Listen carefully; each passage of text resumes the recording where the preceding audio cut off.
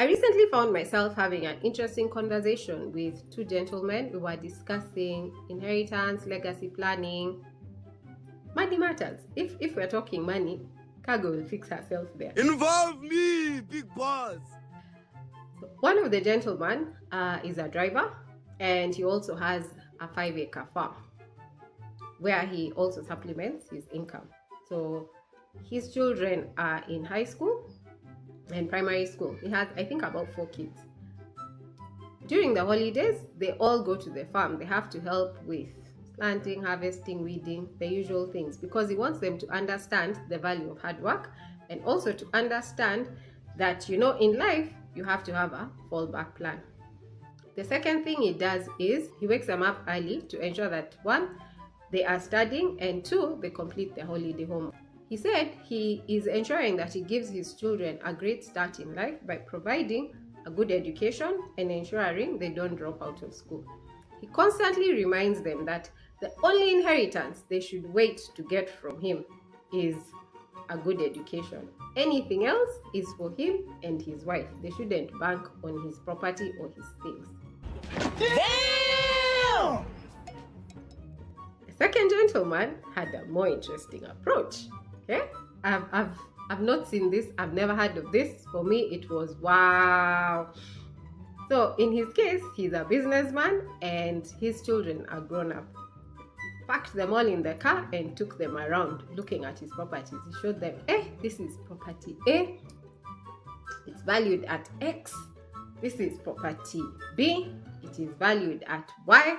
And this is property C. It is valued at Z. Then he said, I am selling my property. So if you want to buy, I'm selling it at 50% to you. And the balance, you can pay me every month. You pay me a small amount for the next 2 to 3 years. And then after that, the property is yours. He did not want to wait until he has passed on. He wanted them to enjoy his wealth in the now, but he also wanted them to appreciate the value of what he's giving them. He wanted them to know that things don't just come for free. You have to work for everything that you get. Why I found this interesting is because, 1, some of us die intestate. We die without a will. We die without showing people where our things are. Sometimes it's out of fear, and sometimes it's because we think we have a lot of time. What have I done me with my money? What have I done me with my money? During COVID, there was a gentleman who shared how for him, he hasn't paid rent since past COVID because, well, the person who used to come to collect rent has not come, and the number he had is not going through. So for him, he's just there enjoying life rent-free.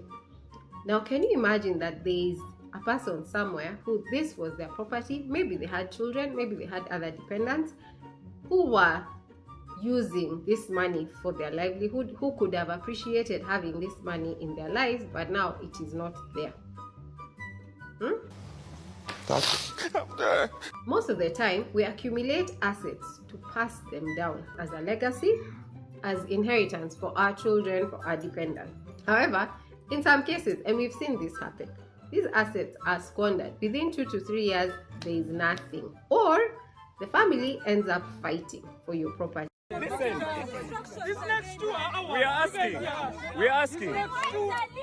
We are asking.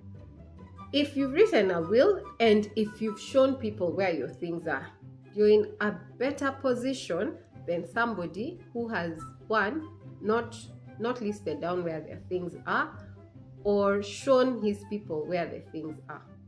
You can talk to organizations like Barefoot Law. If you do not have a lawyer that you trust, they'll advise you for free because that is what they do, and they've seen all these things. They usually also have master classes that you can attend.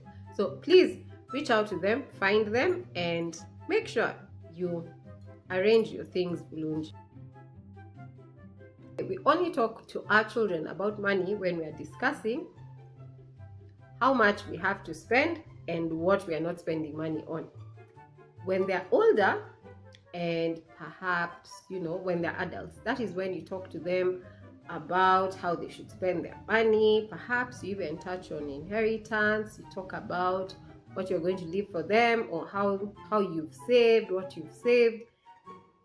But at that time, it's probably a bit late. I didn't hear that. So when do you think it is appropriate? When is the appropriate time to start talking about money, financial planning, inheritance? When is the right time to talk about these things with our children? You're a parent, or you're parenting someone, or you have younger siblings that you're taking care of. When do you think is the right time to have these conversations about planning for the future, about saving, investing? Well, the Money Diaries is here for you. Okay. The Money Diaries has developed Sente-Sana, a fun game about money. It helps you open up lines of discussion to talk about life and managing expenses responsibly, with the goal of achieving financial stability and freedom.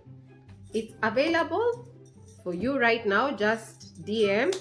It costs just 50,000 Uganda shillings. Please reach out and let's live life Sente-Sana.